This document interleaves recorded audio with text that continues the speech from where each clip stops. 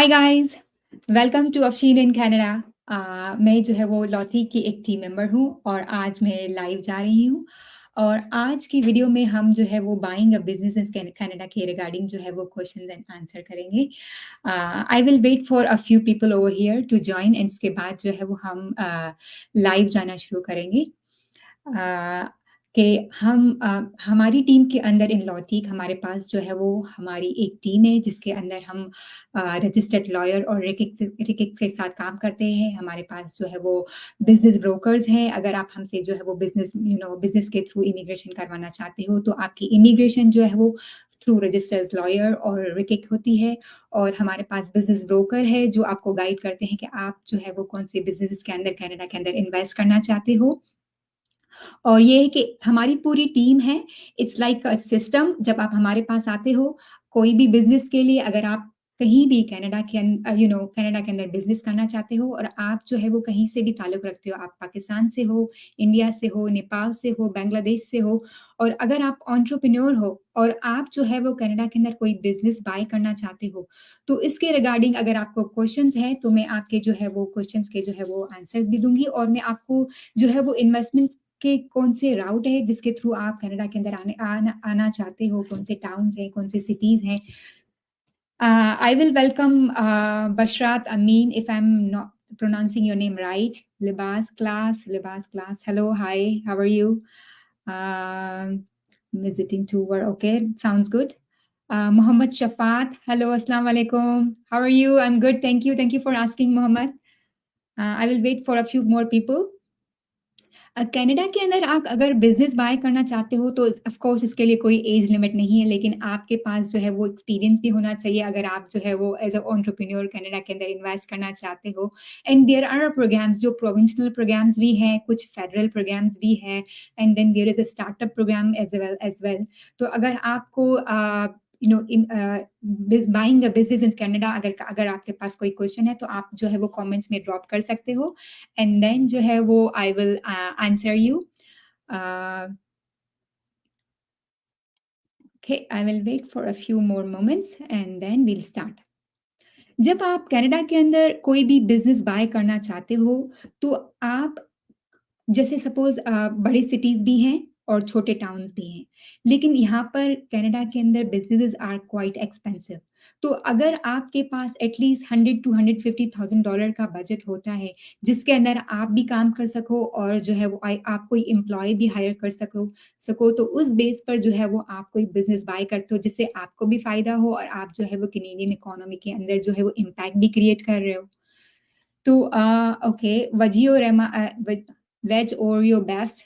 Okay, welcome over here. Libas, I don't get it. What are you asking? Can you help me? This session is regarding business visa. Sorry business investments. अगर आपको investment के around कोई भी help को कोई question हो तो आप प्लीज यहाँ पर ईमेल कमेंट्स के अंदर ड्रॉप कर सकते हो। जब आप कनाडा के अंदर कोई भी बिज़नेस बाय करते हो, तो यहाँ पर कुछ प्रोग्राम्स हैं जो फेडरल हैं। फेडरल प्रोग्राम के अंदर एक प्रोग्राम होता है C11 work permit. C11 work permit में जब आप कनाडा के अंदर कोई भी इन्वेस्टमेंट करना चाहते हो, तो फर्स्ट आपको जो है बिज़नेस प्लान जो है वो क्रिएट करना होता है कि आप जो है वो कौन से सिटी के अंदर अपना बिज़नेस स्टार्ट करना चाहते हो, आप कितने लोगों को हायर करोगे, आप कौन-सा बिज़नेस लोगे, आपकी इन्वेस्टमेंट्स क्या होंगी। आप जो है वो उसके अंदर as a temporary business permit भी मिलता है, लेकिन आपको C11 जो है वो पीआर की राउट के लिए भी आपको एलिजिबल करता है अगर आपको यहाँ पर परमानेंट रेजिडेंसी लेनी हो। लेकिन कोई भी बिज़नेस जब आप इन्वेस्ट करते हो तो एटलीस्ट आपका जो है वो फंड्स होने चाहिए 100 टू $150,000 होने चाहिए कि अगर आप कोई अच्छा बिज़नेस बाय करना चाहते हो और जो आपको रेवेन्यू भी जनरेट कर सके। तो इसके लिए पहले आपको बिज़नेस प्लान बनाना होता है। जब आपका बिज़नेस प्लान जो है वो इमिग्रेशन से अप्रूव हो जाता है, उस बेस पर आपको एक क्लोज़ वर्क परमिट मिलता है and through close work permit आप जो है वो यहाँ कनाडा के अंदर बिज़नेस कर सकते हो। थ्रू दैट इन्वेस्टमेंट आप यहाँ पर लोगों के लिए जॉब क्रिएट करते हो। उस बेस पर जो है वो आप इसके बाद पीआर के लिए अप्लाई करते हो। तो कौन-कौन से बिज़नेसेस जो है जो आप उसमें इन्वेस्ट कर सकते हो, जैसे गैस स्टेशन हो गया, अगर आप कोई कन्वीनियंस स्टोर खोलना चाहते हो, अगर आप कोई ग्रोसरी स्टोर खोलना चाहते हो, तो ये सारे बिज़नेसेस जो है वो आप उसमें इन्वेस्ट कर सकते हो। बैंक स्टेटमेंट कितने होने की चाहिए? Okay, Mohammad Shafat is asking bank statement कितनी होनी चाहिए विज़िट वीज़ा के लिए? This session is regarding buying a business in Canada. एक जो है वो आपको अगर रेगुलर विज़िट वीज़ा के लिए अप्लाई करना होता है, तो देखो आप अपनी सारी कैलकुलेशन करते हो कि आपकी टिकट की प्राइस कितनी होगी, अगर आप यहाँ पर रहोगे तो अकोमोडेशन कितनी होगी एंड देन जो है वो आपको घूमने-फिरने के लिए कितने पैसे चाहिए। तो अगर आप ओवरऑल कैलकुलेशन करते हो तो 15 टू $20,000 डॉलर का मिनिमम बजट होना चाहिए अगर आप अकेले आ रहे हो एंड फैमिली के साथ it would be around 40 to $50,000 क्योंकि हर चीज़ एक्सपेंसिव है जब आप यहाँ पर एज़ विज़िट वीज़ा के लिए आते हो। और विज़िट वीज़ा के थ्रू भी आप बिज़नेसेस देख सकते हो, अगर आपको कोई बिज़नेस इंटरेस्ट रखते हो, तो वो बेस पर भी आप जो है वो यहाँ पर एक्सप्लोर करते हो।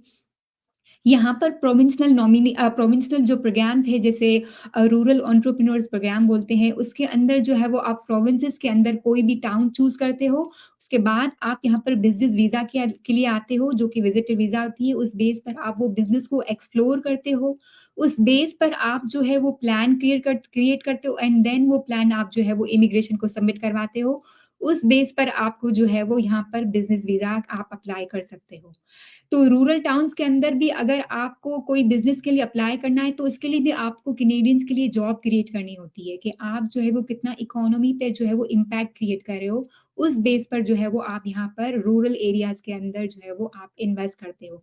लेकिन जब आप रूरल स्ट्रीम चूज़ करते हो तो आपको अपनी ओवरऑल नेट वर्थ भी दिखानी होती है और हर प्रोविंस का अपना एक माइलस्टोन है। तो Alberta is the cheapest province अगर आप जो है वो एल्बर्टा के रूरल रूरल टाउन्स के अंदर अगर इन्वेस्ट करना चाहते हो, तो उसका मिनिमम जो नेट वर्थ होती है वो $300,000 होती है, बाकी प्रोविंसेस की इसके डबल होती है एंड देन आपको जो है वो बिज़नेस में इन्वेस्ट करने के बाद 12 टू 2 इयर्स तक आपको जो है वो सारा प्लान के थ्रू उस पे काम करना होता है क्योंकि आपको क्लोज़ वर्क परमिट मिलता है जब आप जो है वो कोई भी यहाँ पर बिज़नेस लेते हो।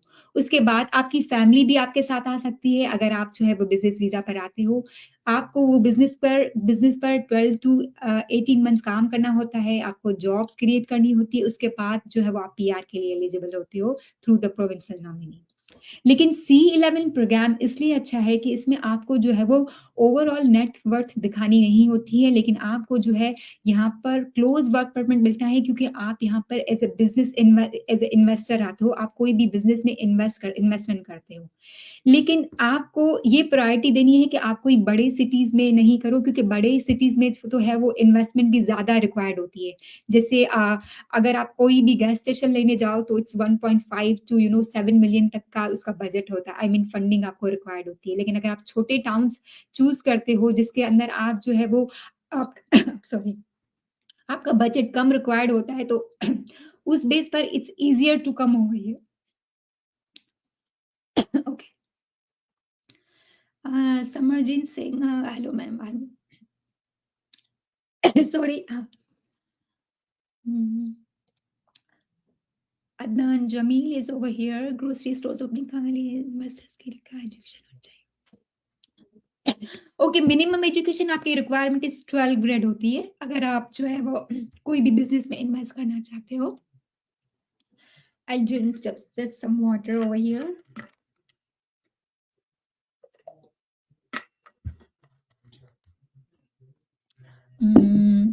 Okay, Simranjit Singh, hello ma'am, I'm applying for a visa for a Red Seal exam but got refusal my exam date. Okay.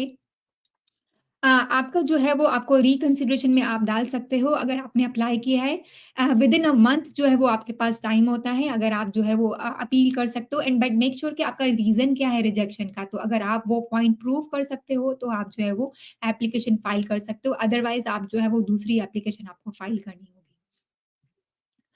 Adnan Jamil is asking grocery stores opening के लिए इन्वेस्टर्स का क्या एजुकेशन होना चाहिए?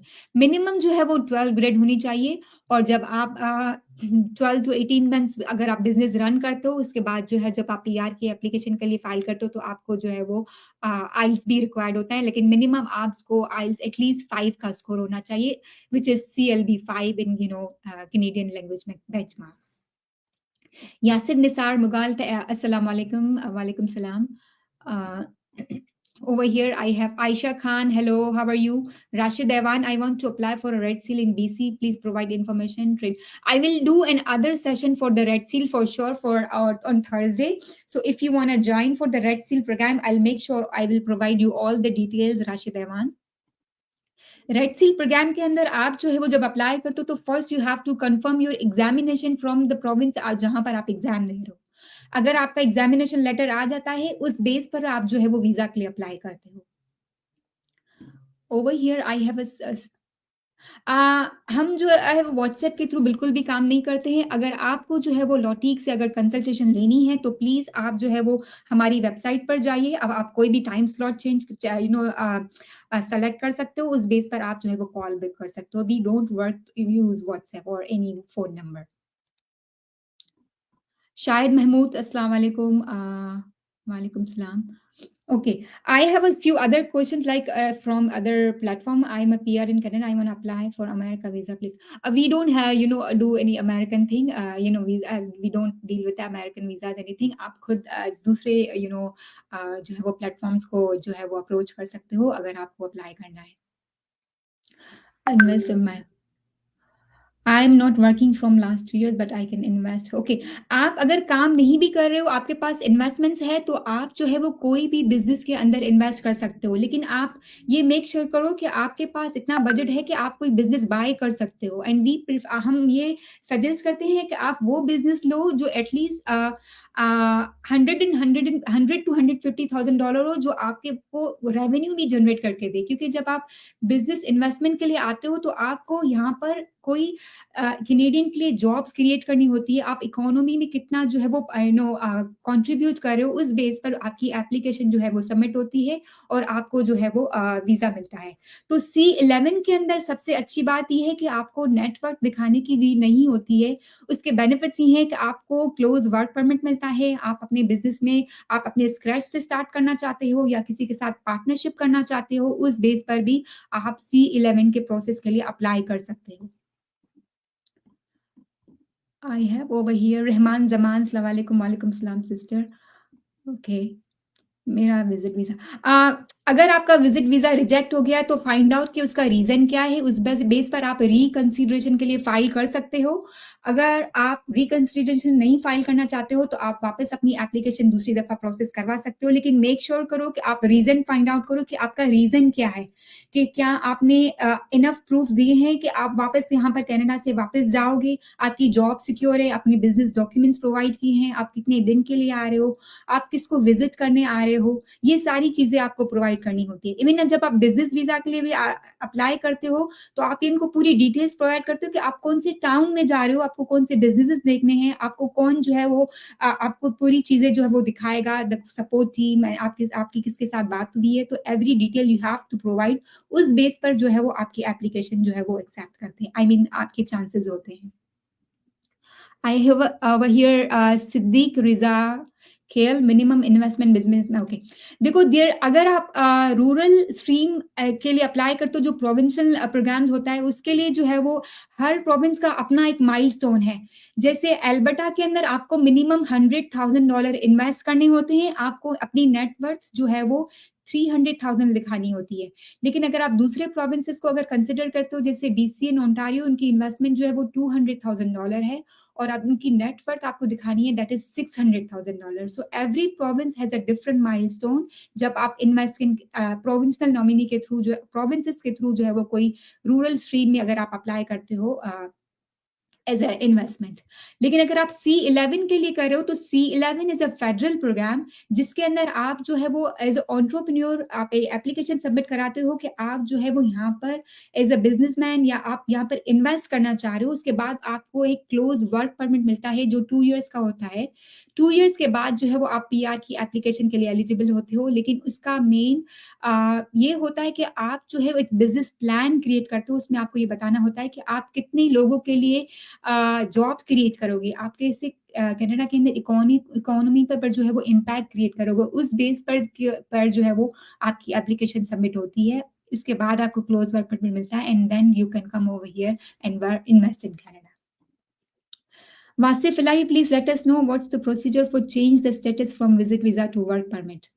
देखो, अगर आपको वर्क परमिट के लिए चेंज करना है वासिफ इलाही तो then you need to approach the people जो एलएमआईए ऑफर कर जो एलएमआईए जो देखो एम्प्लॉयर इज द वन जो एलएमआईए जो इश्यू करवाता है जिसको सबमिट करवानी होती है अपनी एप्लीकेशन। अगर आपको एम्प्लॉयर हायर करना चाहता है आप उनको अप्रोच करो जो एलएमआईए दे रहे हैं। नॉट विद द मनी आपको कोई भी पेमेंट जो है वो पे नहीं करनी होती है अगर आप एलएमआईए जो है वो के थ्रू जॉब्स के लिए अप्लाई करते हो। अगर आपका एलएमआईए वो एक्सेप्ट करते हैं, आपको जॉब ऑफर देते हैं, उस बेस पर आप वर्क परमिट के लिए अप्लाई करते हो। अगर आपका वर्क परमिट एक्सेप्ट हो जाता है, then you can work here in Canada. लेकिन अगर आपके पास जॉब ऑफर नहीं है, एलएमआई अप्रूव्ड जॉब नहीं है, तो आप जो है वो अपना स्टेटस चेंज नहीं करवा सकते हो until and unless some employer is hiring you. आप जो है वो लोकल बिज़नेसेस को अप्रोच करो। आप जो है वो जॉब बैंक डॉट कनाडा जो है वो जो job bank dot GC dot CA पर जाइए, वहाँ पर जो है वो अप्लाई कीजिए। अगर आपको कोई जॉब ऑफर मिल जाती है, उस बेस पर आप अपने वर्क परमिट के लिए अप्लाई करते हो।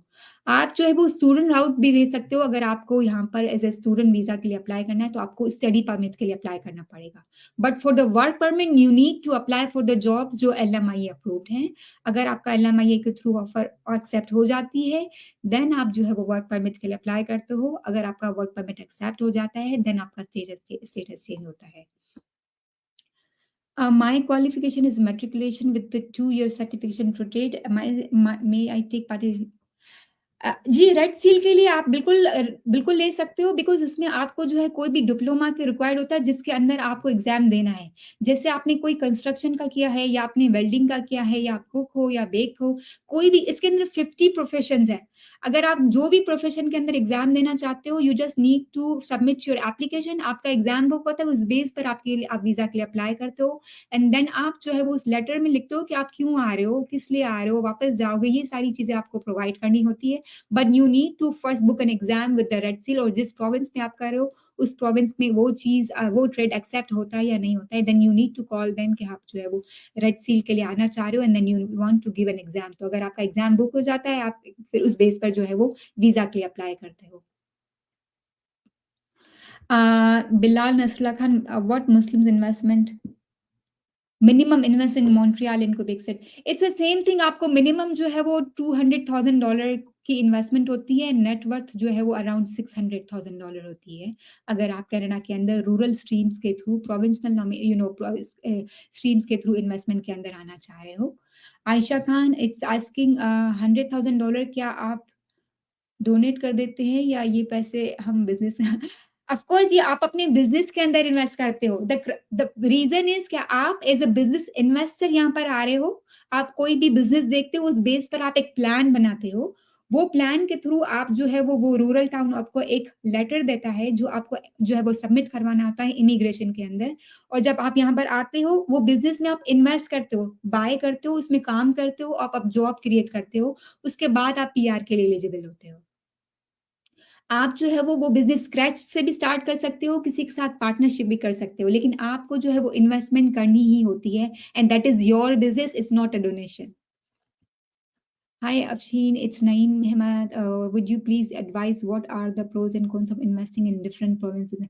देखो, हर प्रोविंस के अपने प्रोग्राम्स जो है प्रोविंशनल उसमें ये होता है कि जब तक आप जो आपके पास अगर 2 इयर्स का वर्क परमिट मिलता है, आपको उस बिज़नेस में काम करना है, तो you are bound to work in that rural town जिसमें आप इन्वेस्ट कर रहे हो। उसके बाद अगर प्रोविंस आपको नॉमिनी देता है फॉर द पीआर, कभी-कभी पीआर के लिए आपको वेट भी करना होता है, हो सकता है वो बिज़नेस उस वक़्त वो एक्सेप्ट नहीं कर रहे हो। C11 में ये है कि आप कोई भी प्रोविंस के अंदर जो है वो इन्वेस्ट कर सकते हो। You are not bound to work any selected provinces. आप कोई भी जैसे बड़े सिटीज़ है, बड़े सिटीज़ के पास टाउन है, वहाँ पर जो आप इन्वेस्टमेंट करो एंड देन जो है वो आप पीआर के लिए जो है वो एलिजिबल हो जाते हो। अगर आपने जॉब्स क्रिएट की हैं या आपने इकोनॉमी पे जो है वो कोई भी इम्पैक्ट क्रिएट किया है, you have generated a revenue, उस बेस पर जो है वो आपकी एप्लीकेशन फाइल होती है। How much amount required to open a grocery store? Syed Zain, it all depends कि आप कौन-सी जगह पर बिज़नेस बाय कर रहे हो। अगर आप बड़े सिटीज़ में कर रहे हो, तो आपको 1.5 टू 6 मिलियन डॉलर तक की इन्वेस्टमेंट चाहिए होती है।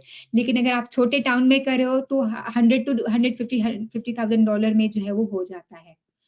C12 में फर्स्ट टाइम विद फैमिली आ सकते हैं। यस, आपकी फैमिली जो है वो आपके साथ आ सकती है क्योंकि आपको वर्क परमिट मिलता है। आपका क्लोज़ वर्क परमिट होता है लेकिन आपके पार्टनर के पास ओपन वर्क परमिट होता है और आपके बच्चे स्कूल और यूनिवर्सिटी जा जा सकते हैं और that is a plus point for you. And your आपका पार्टनर जो है वो it will be he will be on open work permit. Okay और I have here how can I start a cooking business. अगर आपको cooking business start करना है तो आप जो है ऑफ कोर्स रेस्टोरेंट्स कोई भी रेस्टोरेंट खोल सकते हो। तो पहले आपको जो है वो पूरी प्लानिंग करनी होती है कि आपको खोलना कहाँ है या आपको ऑलरेडी जो है वो अगर मार्केट में कोई रेस्टोरेंट अवेलेबल है तो उस बेस पर जो है वो आप अप्लाई करते हो। लेकिन आप ऐसे रेस्टोरेंट में जब तक काम नहीं कर सकते हो जबकि पास आपके पास कोई सर्टिफिकेशन नहीं हो, आप दूसरे जो है सर्टिफाइड को हायर कर सकते हो अनटिल अनलेस आपकी जो है वो सारी सर्टिफिकेशन हो जाए। आप बिज़नेस बाय करते हो, आपका बिज़नेस रजिस्टर रजिस्टर होता है, आपका कॉर्पोरेशन रजिस्टर होती है, आप फिर इन्वेस्ट करते हो, उस बेस पर जो है वो आप बिज़नेस जो है वो यहाँ पर बाय करते हो। अगर रूरल टाउन में करते हो, तो उसके अंदर कम फंडिंग रिक्वायर्ड होती है, लेकिन अगर आप बड़े सिटीज़ में करते हो या कोई फ्रैंचाइज़ बाय करते हो, तो फ्रैंचाइज़ के लिए आपको 2 से ढाई लाख डॉलर की जो है वो आपको फंड्स रिक्वायर्ड होते हैं। कोई-कोई फ्रैंचाइज़ जो है 4 से 5 लाख डॉलर की भी होती है। जैसे पिज़्ज़ा 73 की I was showing in last my video वो जो है वो $3,500 की जो है वो इन्वेस्टमेंट थी। तो every business has a different criteria, different investment is required, different city has a different rule, उस बेस पर जो है वो आप अप्लाई करते हो। In Calgary, I want to open a grocery store. Next month, I'll come to Lottie. Oh, sure. You are most welcome, Sayed Zain. Physiotherapy. Okay, I have a message over here. Physiotherapy assistant का कोई course होता है क्या? Yes, यहाँ पर course हो सकता है। There are 2 years diplomas. We recommend कि आप 2 साल का कोई भी कोर्स लो। That course will allow you to work here for 3 years. उसके बाद जो है वो आप यहाँ पर काम कर सकते हो, क्योंकि आपको लाइसेंसिंग वगैरह लेनी होती है। उस बेस पर जो है वो आप एज़ अ असिस्टेंट या अगर आपको अपनी खोलनी हो, तो उस बेस पर भी आप काम कर सकते हो। आप किसी डॉक्टर की क्लिनिक को भी जॉइन कर सकते हो। Hanif Lala over here, just message your message. Spare parts business, what is the process? Her business का बेसिक प्रोसेस यही है, आप यहाँ पर आते हो, आप यहाँ पर जो मार्केट में ऑलरेडी अवेलेबल बिज़नेस है, उसमें इन्वेस्ट करना चाह रहे हो या अगर आप आपको आपको अपना स्क्रैच से खोलना है, तो वही बिज़नेस पार्ट्स का भी अगर खोलना चाह रहे हो, तो पहले आपको लोकेशन डिसाइड करनी होगी।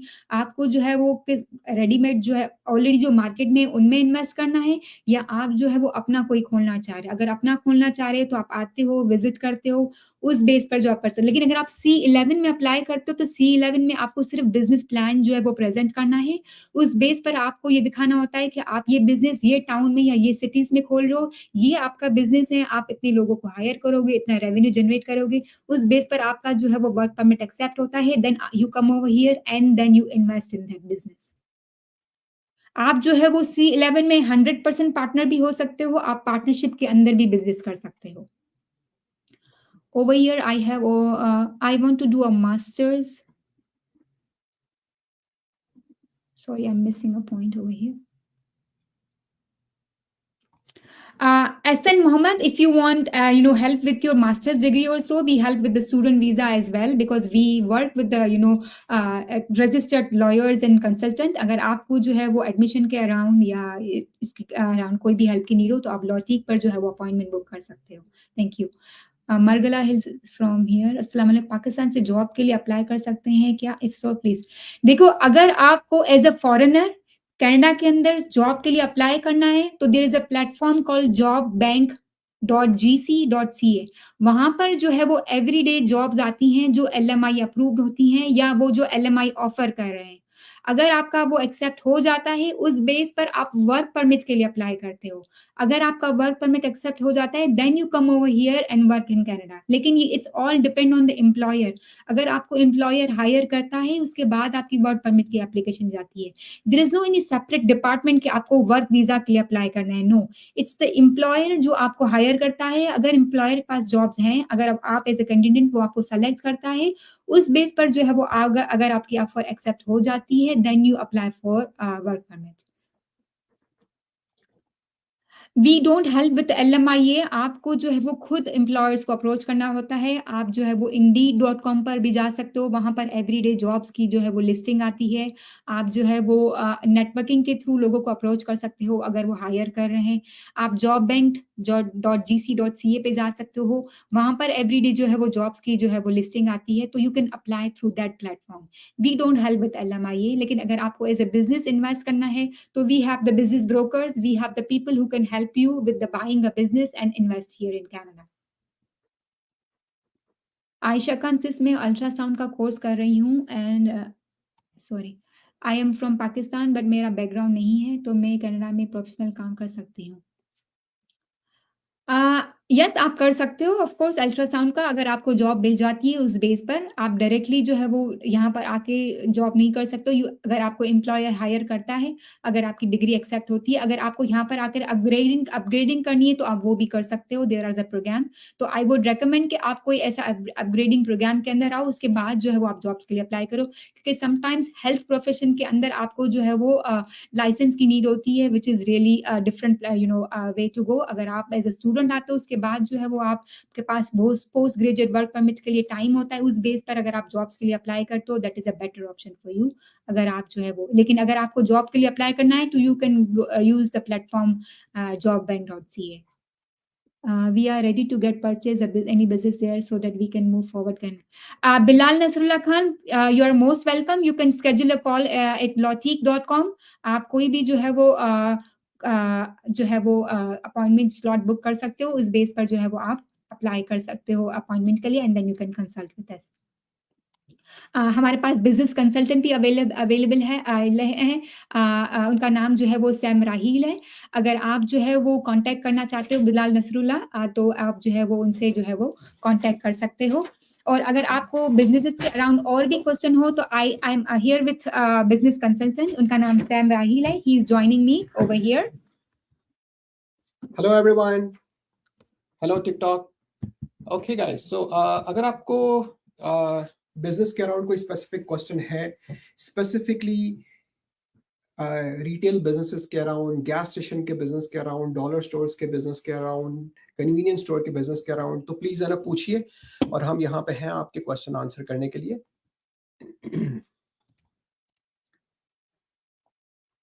जी, सो मिनिमम इन्वेस्टमेंट कितना है? सो यहाँ पे हम जो है वो इब्राहिम साहब का क्वेश्चन हाईलाइट है ना करते हैं। देखिए आप, सो कनाडा में मिनिमम इन्वेस्टमेंट बिजनेस में कोई स्पेसिफिक अमाउंट नहीं होती है, right?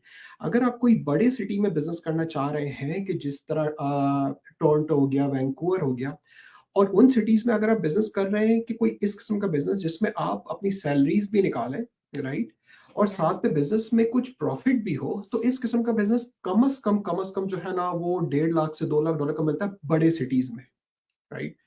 Toronto, Vancouver, Montreal, Calgary, ठीक है जी। और अगर आप इन सिटी से थोड़ा सा दूर जा रहे हैं, अगर आप आधे घंटे की ड्राइव पे जा रहे हैं, तो बिजनेसेस इससे थोड़े से सस्ते मिल जाते हैं, $1 लाख के मिल जाते हैं, $1.25 लाख के मिल जाते हैं, राइट? तो अगर आप लाइक लेट्स से वैंकूवर से आप तकरीबन लाइक 1 घंटा दूर कोई भी बिजनेस खरीद लिया, जनरल स्टोर खरीद लिया, कन्वीनियंस स्टोर खरीद लिया, तो उन बिजनेसेस में इतना मतलब कि लाइक होता है सेटिंग कि आप अपनी जो है वो फुल टाइम सैलरी भी निकाल सकें, और आप कुछ 2 या 3 या $4,000 आप प्रॉफिट भी निकाल सकें बिजनेस में से, राइट? तो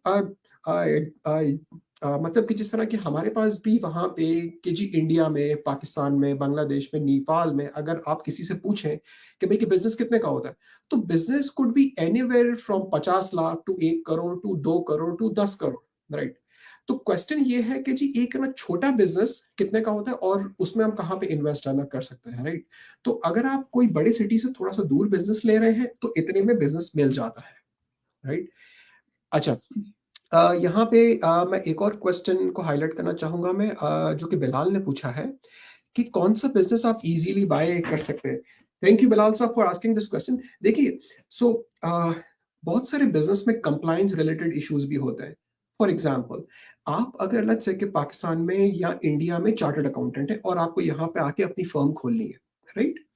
तो देखिए कि यहाँ पे आपको यहाँ की कनाडा की सर्टिफिकेशन या यहाँ की जो लाइसेंसिंग जो है वो आपके पास होनी ज़रूरी है। तो अगर आपको अपनी फर्म खोलनी है या अपना फर्म का बिज़नेस है ना खोलना है, तो वो खोलना इतना आसान नहीं है बगैर लाइसेंस के, राइट? सो हर वो बिज़नेस जिसमें रेगुलेशंस होती हैं, राइट? जिसमें आपको कुछ सर्टिफिकेशंस वगैरह चाहिए होते हैं वो काम करने के लिए, उसमें वो बिज़नेस खोलना थोड़ा-सा मुश्किल है, इसलिए कि उसकी स्पेशल लाइसेंसिंग की रिक्वायरमेंट होती है। मगर बहुत सारे बिज़नेसेस में स्पेशल लाइसेंसिंग की रिक्वायर्ड नहीं होती है। जिस तरह एक छोटा कन्वीनियंस स्टोर खोलने के लिए कोई सर्टिफिकेशन की रिक्वायरमेंट नहीं होती है, राइट? आपको अगर अपना कोई छोटा-मोटा सेल फ़ोन की रिपेयर का स्टोर खोलना है कि जिसमें आप मतलब कि सेल फ़ोन की एक्सेसरीज़ बेच रहे हैं, राइट? तो उसमें कुछ स्पेशल रिक्वायरमेंट नहीं है। आप वो कोई भी शॉपिंग मॉल के अंदर भी आप वो स्टोर खोल सकते हैं, शॉपिंग मॉल के बाहर भी स्टोर है ना खोल सकते हैं। राइट? तो अगर आप कोई ऐसा बिज़नेस देख रहे हैं कि जो कि खोलना आसान है, तो जनरली जनरल स्टोर्स खोलना आसान होते हैं, राइट? अ, गैस स्टेशंस खोलना या खरीदना आसान होते हैं, राइट? रेस्टोरेंट हो गए। रेस्टोरेंट्स हो गए, थैंक यू या अफशीन। रेस्टोरेंट्स हो गए, रेस्टोरेंट्स के business are very easy. Uh, dollar stores के बिज़नेस ईज़ी होते हैं, राइट? आपको अगर कोई मतलब कि डिलीवरी रिलेटेड कंपनी खोलनी है, राइट? कि जिसमें आपको कोई लेट्स से ट्रकिंग या ट्रांसपोर्टेशन कंपनी खोलनी है, राइट? तो वो रिलेटिवली आसान है खोलना, राइट?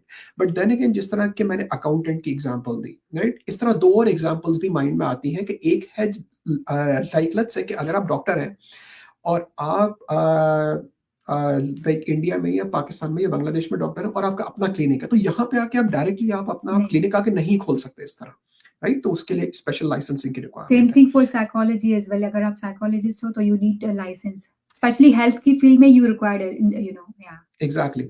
सो मोस्टली हेल्थ रिलेटेड फील्ड्स या वो फील्ड्स की जिसमें सर्टिफिकेशंस होती है, रिक्वायरमेंट्स होती है कि जिस तरह फार्मेसी हो गया, मेडिसिन हो गया, राइट? अकाउंटिंग हो गया, फाइनेंस हो गया। बहुत सारी ऐसी फील्ड्स हैं कि जिसमें आपको स्पेशल लाइसेंसिंग की ज़रूरत होती है, यहाँ पे कैनेडियन गवर्नमेंट की तरफ से या प्रोविंशियल गवर्नमेंट्स की तरफ से, राइट? तो उसमें जो है वो बिज़नेसेस या तो खोलना या खरीदना इतना आसान नहीं होता है, राइट? तो ये है जी। अ, ठीक। Let's see some other questions. Um, um, uh, ये आयशा ने एक क्वेश्चन उन्होंने पूछा है कि जी अगर कभी किसी ने बिज़नेस नहीं किया हो अ, तो क्या? देखिए आप सो कनाडा में जो है ना हर चीज़ रूल्स के मुताबिक चलती है, राइट? अगर आपने कभी बिज़नेस नहीं किया तो हमारी आपको रिकमेंडेशन है कि आप कोई बहुत बड़ा बिज़नेस ना करें, आप कोई छोटे-मोटे बिज़नेस स्टार्ट करें। अगर आप कनाडा के अंदर हैं, राइट? तो आप अपने घर से छोटा-मोटा अ, बेकिंग, कुकिंग, केटरिंग का काम केटरिंग कर का सकते हैं, या कुकिंग का काम कर सकते हैं, बेकिंग का काम है ना कर सकते हैं, राइट?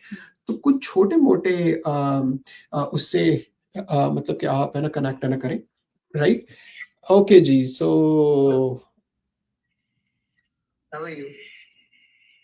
ओके, एक और भाई हमारे साथ यहाँ पे कनेक्ट हो गए हैं। I don't know how to disconnect this brother but let's see. over here we have what is the process of accreditation of law degree. Hmm, law के लिए भी आपको जो है वो एक एग्जाम देना होता है, इट्स अ पर्टिकुलर एग्जाम। अगर आप वो एग्जाम क्लियर करते हो उस बेस पर जो है वो आपको एक सर्टिफिकेशन मिलती है and then you can practice law over here. So आप जो है वो अगर अपने एक्सप्रेस एंट्री के थ्रू अप्लाई किया है और अगर आप जो है वो यू नो कैंडिडेट हो, आपका जो है वो सीआरएस स्कोर बन गया है, तो उस बेस पर आप एज अ लॉयर आ सकते हो, लेकिन but you need to clear those exam, उसके बाद जो है वो आप अपनी प्रैक्टिस कर सकते हो।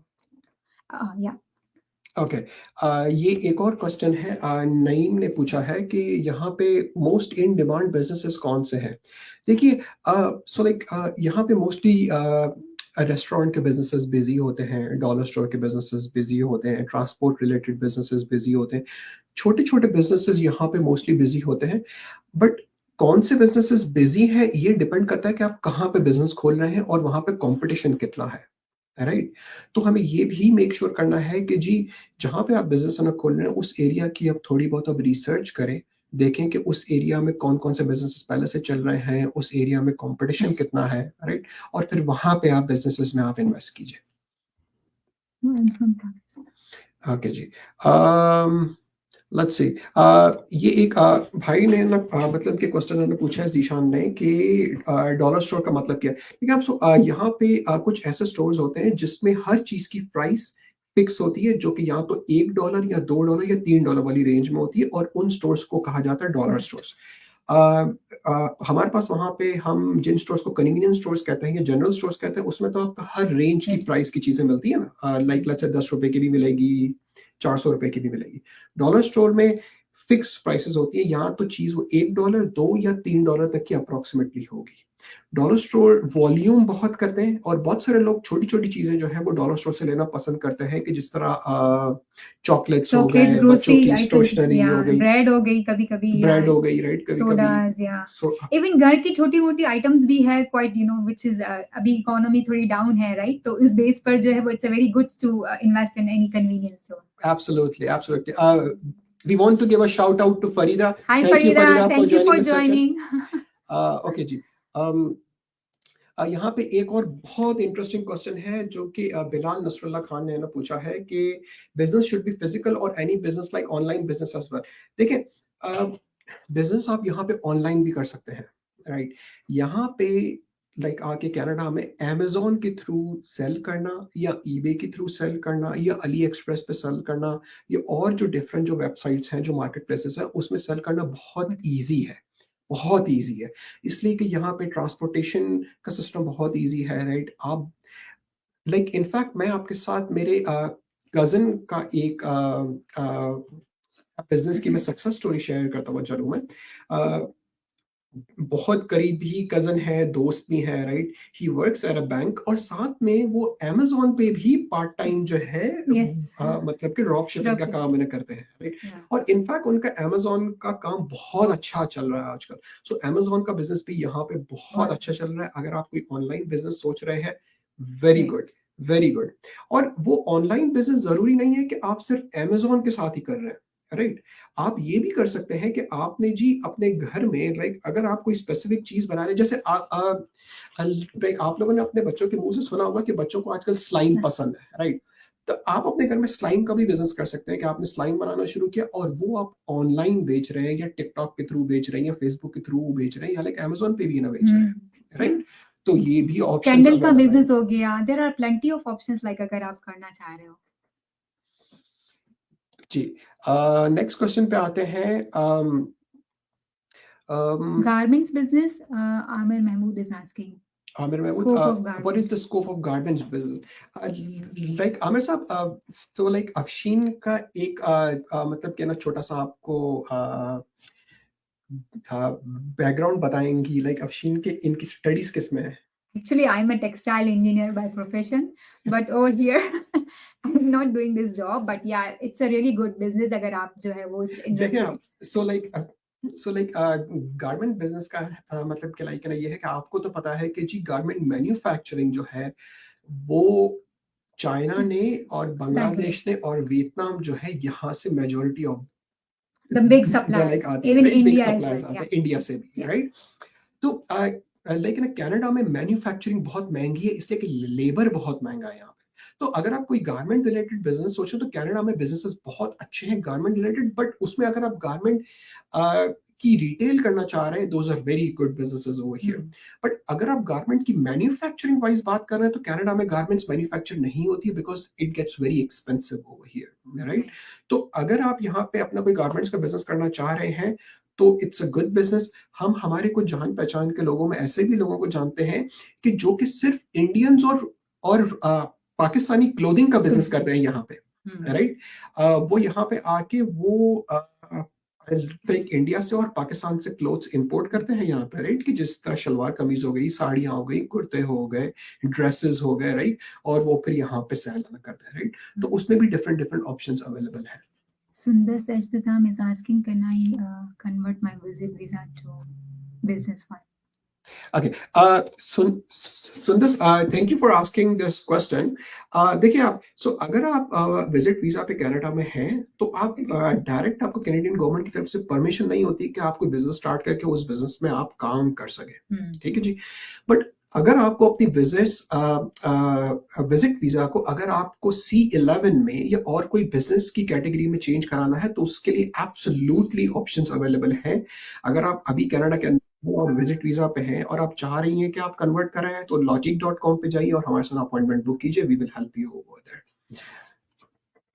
अच्छा जी। Okay, let's take another question. लेकिन एक थिंग है कि आप विजिट वीजा पर काम नहीं कर सकते, you are not allowed to work here until unless आपने वर्क परमिट के लिए अप्लाई किया एंड देन आपका स्टेटस चेंज हुआ है, या आपने स्टडी परमिट के लिए अप्लाई किया एंड देन आपका स्टेटस चेंज हुआ है। लेकिन अगर आप कोई इवन शॉर्ट स्टडी के लिए भी आ रहे हो for the 6 months, like even for the Red Seal exam, you are not allowed to work over here until and unless आपका जो है वो स्टेटस चेंज हो जाए। ओके जी। देखिए, आपके अगर यहाँ पे आयशा ने क्वेश्चन किया है कि जी हमारे पास राउट नहीं है बिजनेस के अलावा हमारे पास आने का, बट हमने कभी बिजनेस नहीं किया। जी आयशा, इसका मैंने रिप्लाई किया ना कि इट इज ओके कि आपने कभी पहले बिजनेस नहीं किया है। It is okay. बट अगर आप जब कैनेडियन गवर्नमेंट के साथ आप कोई बिजनेस वीजा के लिए अप्लाई करते हैं, तो उस सूरत में हमें एक अच्छा और रॉक सॉलिड बिजनेस प्लान दिखाना होता है। राइट? कि जी लेट्स से कि देखिए आप कि आपने कभी, लेट्स से इंडिया में अगर आप हैं और आप लेट्स से कि कोई क्लोथिंग रिलेटेड बिजनेस में आप जॉब कर रही हैं, बट आप यहाँ पे आके वो क्लोथिंग रिलेटेड बिजनेस आप स्टार्ट तो कर सकते हैं ना। राइट? सो आपका वहां पे जो भी प्रोफेशन है, राइट, बैक होम, अगर आप उससे रिलेटेड आप कनाडा में आके बिजनेस करना चाह रहे हैं, तो उसके लिए भी ऑप्शंस अवेलेबल हैं। आप वो वाले फ्रेमवर्क के थ्रू भी आप कैनेडियन गवर्नमेंट, मतलब कि कैनेडियन गवर्नमेंट से आप है ना कह सकते हैं कि जी मुझे यहाँ पे आके ये बिजनेस स्टार्ट करना है। ठीक है जी। अच्छा जी, यहाँ पे सुंदस ने क्वेश्चन किया है कि C11 का प्रोसेस क्या है।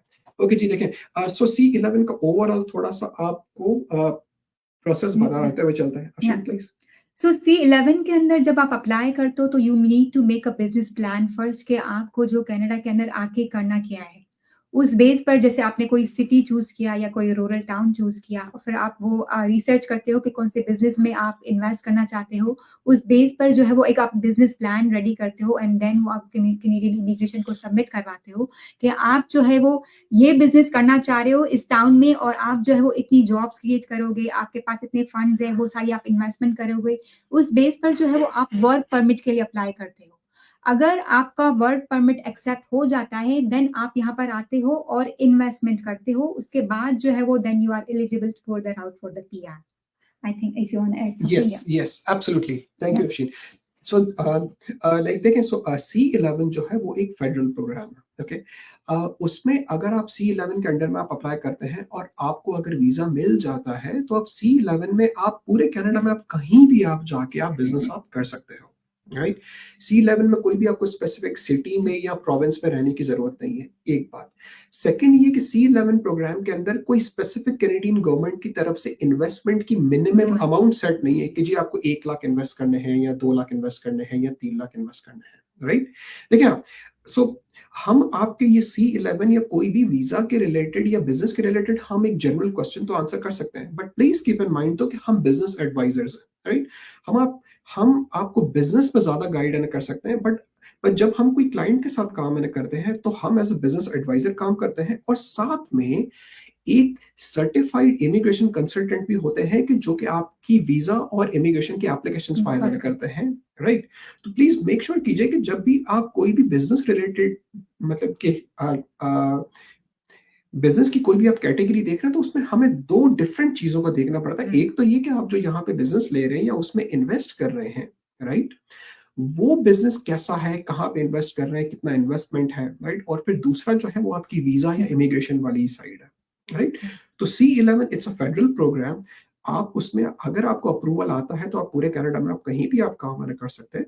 फिर आप आके आप कनाडा के अंदर आप इन्वेस्ट करते हैं, या आप पहले ही कनाडा में है और आपका विजिट वीजा से C11 में चेंज हो जाता है, तो फिर आप जो है वो कनाडा में इन्वेस्ट करते हैं, अपने बिजनेस को रन करते हैं, और फिर वो सक्सेसफुली रन करने के बाद आप कैनेडियन गवर्नमेंट के साथ PR के लिए फाइल करते हैं। It should be an innovative or any business plan. Sorry? they are asking it should be innovative or any business. Yes, good question. So C11 के लिए एक क्वेश्चन आया है। सुंदस ने ये क्वेश्चन किया है कि क्या जो बिजनेस C11 के अंडर में हम करेंगे, क्या वो इनोवेटिव बिजनेस होना चाहिए, बहुत यूनिक बिजनेस होना चाहिए, या वो कोई भी बिजनेस के लिए हो सकता है? देखिए जी, सो लाइक कैनेडियन गवर्नमेंट जो है ना, वो कहीं पे ये स्पेसिफाई नहीं करी कि आपकी C11 के अंदर आपकी जो कंपनी है वो टेक्नोलॉजी कंपनी होनी चाहिए या कोई बहुत इनोवेटिव कंपनी होनी चाहिए। वो इस चीज को इस तरह देखते हैं कि आप कनाडा में अगर कोई बिजनेस आप क्रिएट कर रहे हैं, तो आप यहाँ पे कुछ इकोनॉमी को आप बेनिफिट दे रहे हैं, आपके बिजनेस से इकोनॉमी में पैसा आ रहा है, आप यहाँ पे लोगों के लिए जॉब्स क्रिएट कर रहे हैं, तो वो इस चीज में ज्यादा इंटरेस्टेड है। उन्हें इस बात से कोई भी मतलब नहीं है कि आपका बिजनेस किस टाइप का, अगर वो टेक्नोलॉजी कंपनी है it is okay, technology company नहीं है that is okay as well, आप कोई गैस स्टेशन भी ले सकती हैं, वो कोई प्रॉब्लम नहीं है। बट जहां भी आप बिजनेस कर रहे हैं, उन्हें ये दिखाना है कि जी देखिए, हमने ये बिजनेस किया है और हमने कैनेडियन इकोनॉमी के अंदर पॉजिटिव एक चीज क्रिएट ना की है, राइट? और वो पॉजिटिव चीज ये भी है कि जी न सिर्फ हमने कैनेडियन इकोनॉमी के अंदर हम मजीद रेवेन्यू लेके आए हैं, हमने टैक्स भरे हैं, बट साथ ही साथ में हमने जॉब्स भी क्रिएट की हैं, तो उस बेस पे ये क्राइटेरिया है उनका। ठीक है जी। अच्छा जी, नेक्स्ट क्वेश्चन लेते हैं कि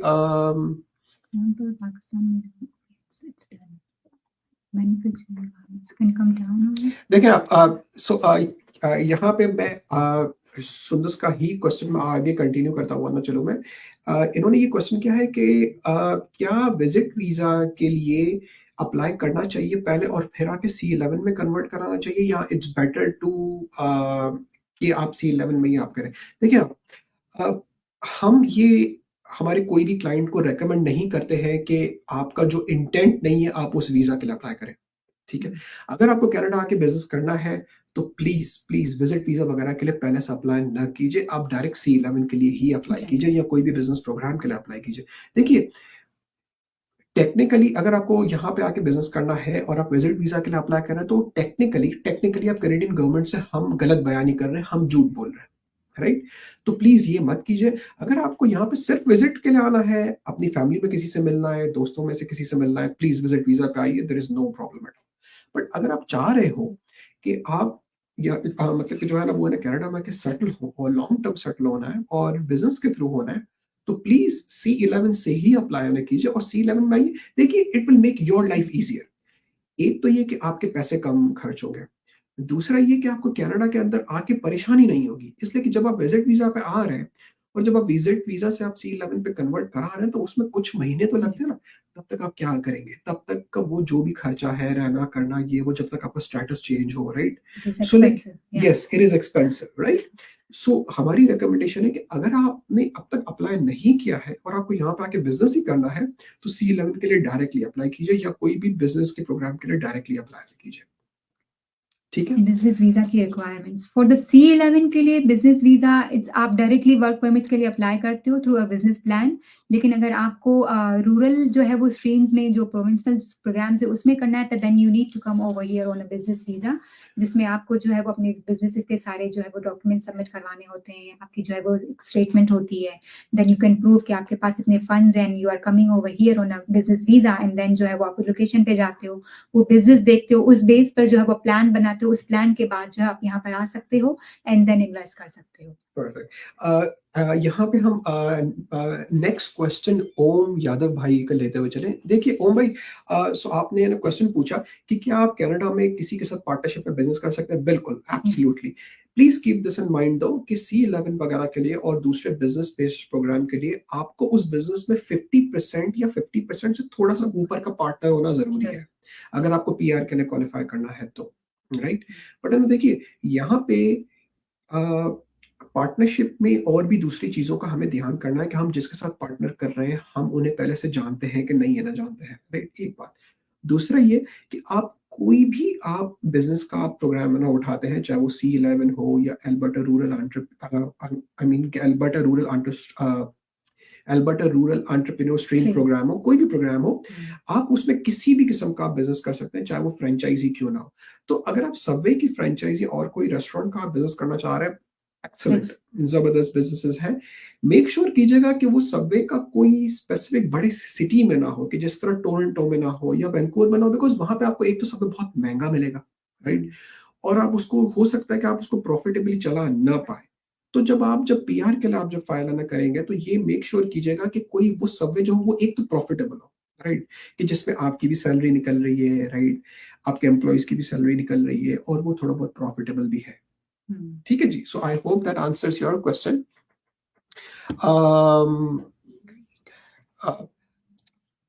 मेरोज का ये क्वेश्चन है, what if the C11 containing services industry and that businesses can create up to $6 billion yearly contribution into the economy with foreign individuals? Mehroz, great question. देखिए, एग्जैक्टली, आप सर्विसेज बिजनेस भी आप स्टार्ट कर सकते हैं। एब्सोल्युटली। अगर आपको यहाँ पे आके लाइक लेट्स से टोरंटो से 1 घंटा दूर कोई छोटे टाउन में कोई क्लीनिंग बेस्ड बिजनेस शुरू करना है, आप कर सकते हैं। अगर आपको यहाँ पे कोई गैराज खोलना है, आप एब्सोल्युटली कर सकते हैं। अगर आपको यहाँ पे कोई बिजनेस एडवाइजिंग या बुक कीपिंग या स्मॉल बिजनेस कंसल्टिंग या ऐसा कोई बिजनेस करना है, आप बिल्कुल कर सकते हैं। Services industry is one of the biggest sectors in Canada, right? और ऑफ कोर्स आप यहाँ पे आके ये क्वेश्चन कर सकते हैं, right? Thank you Mehroz, thank you Sundus. यहाँ पे आयशा खान का यहाँ पे क्वेश्चन है कि बिजनेस फ्लॉप हो जाए तो। देखिए आयशा, ये तो बिजनेस में तो एब्सोल्यूट रिस्क हमेशा रहेगा ही, राइट? इसीलिए हर कोई बंदा बिजनेस में पैसे इन्वेस्ट नहीं कर सकता। अगर आपकी रिस्क की एपेटाइट है, अगर आप रिस्क का बर्दाश्त कर सकते हैं, राइट, तो बिजनेस आपके लिए है, राइट? और हर बिजनेस में लेकिन देखिए ना, कहीं भी गारंटी तो दुनिया में कोई भी चीज की नहीं है, राइट? आप कोई बिजनेस करते हैं तो वो फेल हो सकता है, एब्सोल्युटली। आप जॉब पे करते हैं तो क्या ये गारंटी होती है कि आपकी जॉब अगले 20 साल तक रहेगी, राइट? तो गारंटी तो दुनिया में कोई भी चीज की नहीं होती है।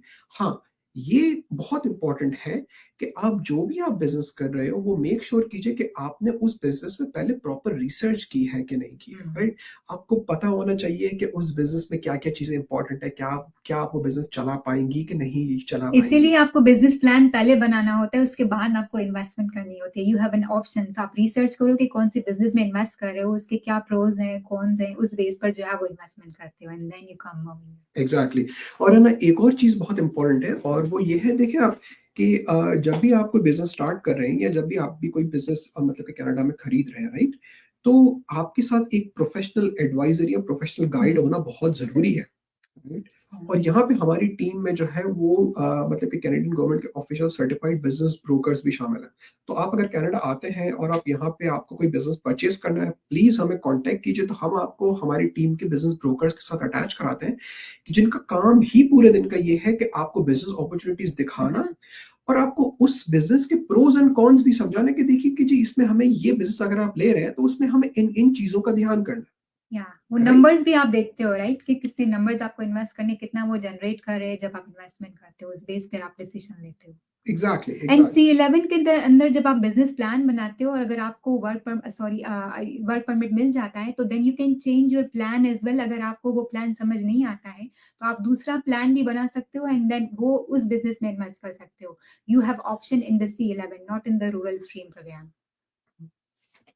जी, ओके, सो यहाँ पे इरफान, हेलो इरफान, बिलाल ने क्वेश्चन किया है कि हमारी सर्विस चार्जेस क्या है। बिलाल, यहाँ पे ऐसा है कि हर डिफरेंट क्लाइंट के लिए बेस्ड ऑन कि क्लाइंट को क्या चाहिए, बिजनेस चाहिए, इन्वेस्टमेंट रिलेटेड एडवाइस चाहिए, वीजा की सर्विसेज चाहिए, तो हर सर्विस के लिए हमारे जो है वो चार्जेस अलग है। तो आप प्लीज lotic.com पे जाइए, हमारे साथ एक कंसल्टेशन बुक कीजिए और वहाँ पे हम आपको गाइड कर सकते हैं, राइट?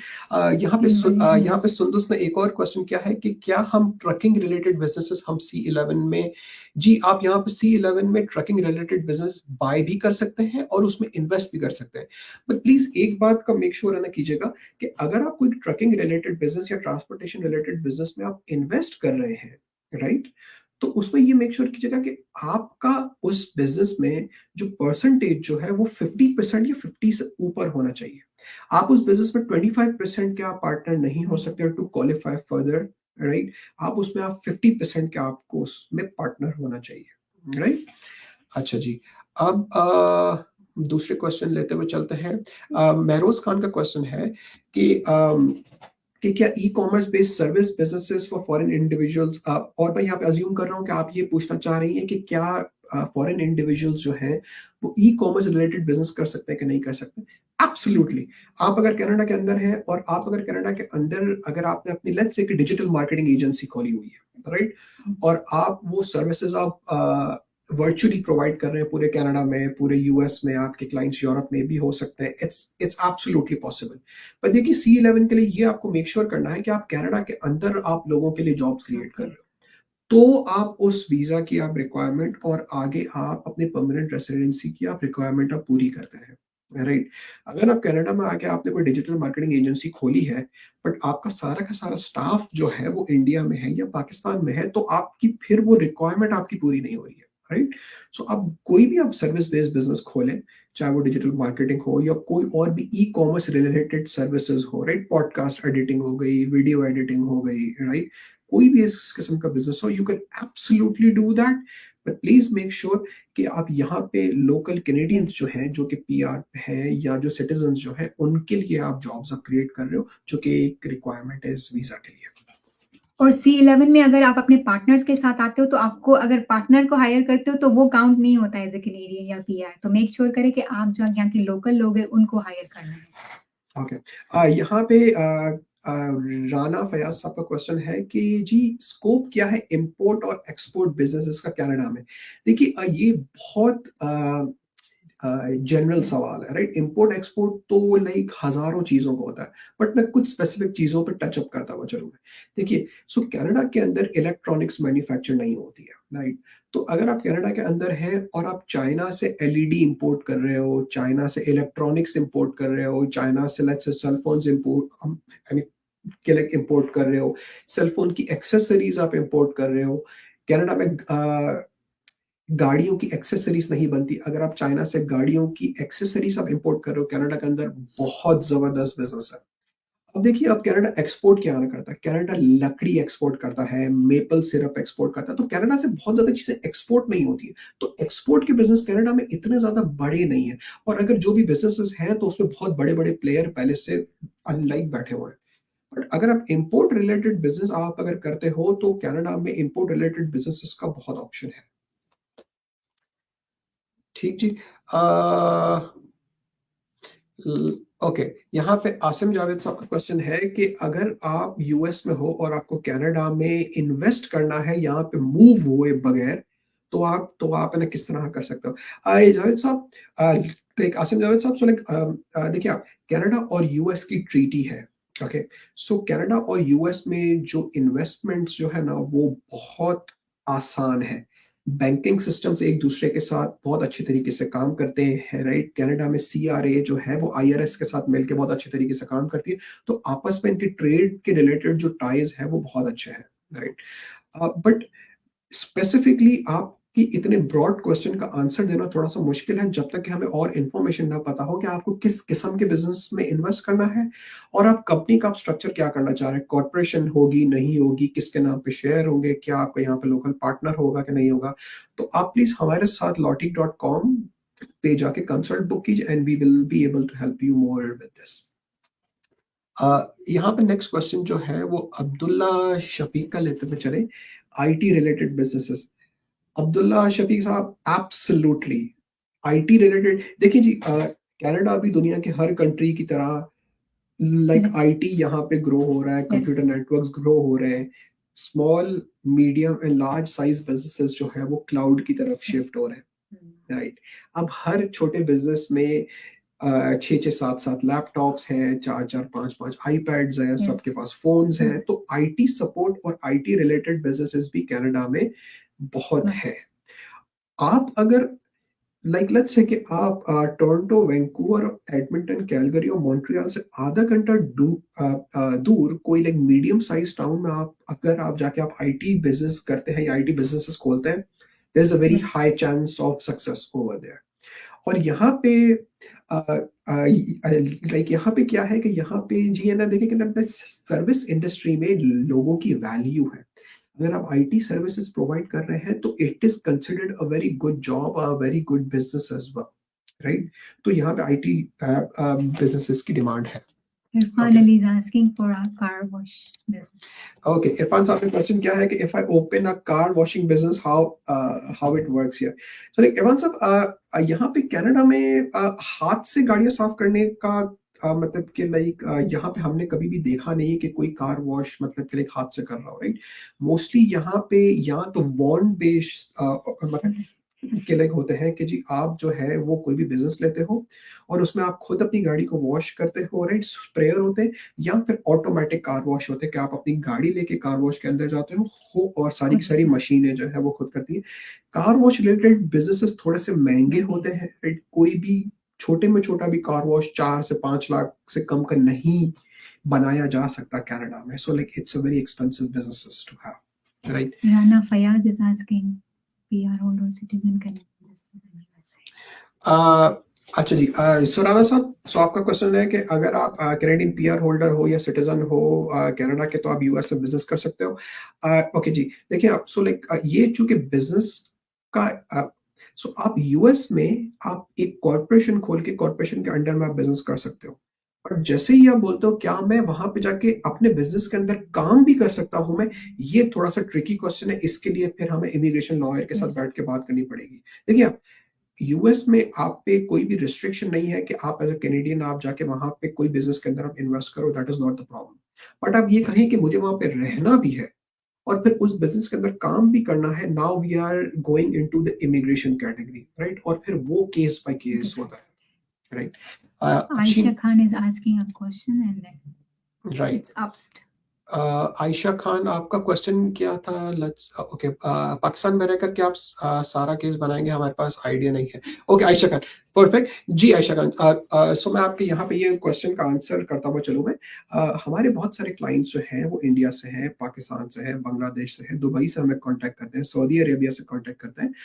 ऑफ कोर्स आप जब वहां से आप जब बैठ के आप जब यहाँ पे बिजनेस के लिए अप्लाई कर होते हैं तो आपको यहाँ पे बिजनेस का पता नहीं होता है कि जी हमें कहाँ पे बिजनेस करना है, कौन सी सिटी में करना चाहिए, कौन सा बिजनेस करना चाहिए, इन्वेस्टमेंट कितना होगा। ऑफ कोर्स जब आप एज अ कंसल्टेंट हायर करते हो तो हम एज अ बिजनेस कंसल्टेंट आपके साथ ये काम करते हैं कि हम एज अ बिजनेस कंसल्टेंट पहले आपके साथ बैठते हैं, आपकी सारी रिक्वायरमेंट समझते हैं, फिर हम आपको रेकमेंड करते हैं कि जी आप पूरे कनाडा में आपको कहाँ पे बिजनेस करना चाहिए, कौन सा करना चाहिए, राइट? जब वो वाला फेज खत्म हो जाता है उसके बाद आप उस बिजनेस प्लान के बेस पे हमारी टीम के अंदर जो सर्टिफाइड रिकिक कंसल्टेंट्स है वो आपकी वीजा या पीआर की एप्लीकेशन के लिए फाइल करते हैं। ठीक है जी, this is how we do it. I hope we have answered everyone's question. Yeah. ठीक है जी guys, so that's all the time I have today. But अगर आपको ये लाइव सेशन अच्छा लगा प्लीज हमें कमेंट में बताइए। अगर आपके इनफ कमेंट्स आएंगे तो कल हम वापस से लाइव जाएंगे और आपके और भी क्वेश्चंस आंसर करेंगे। ठीक है, Thank you for watching. Thank you everyone, Thank you everyone. Bye.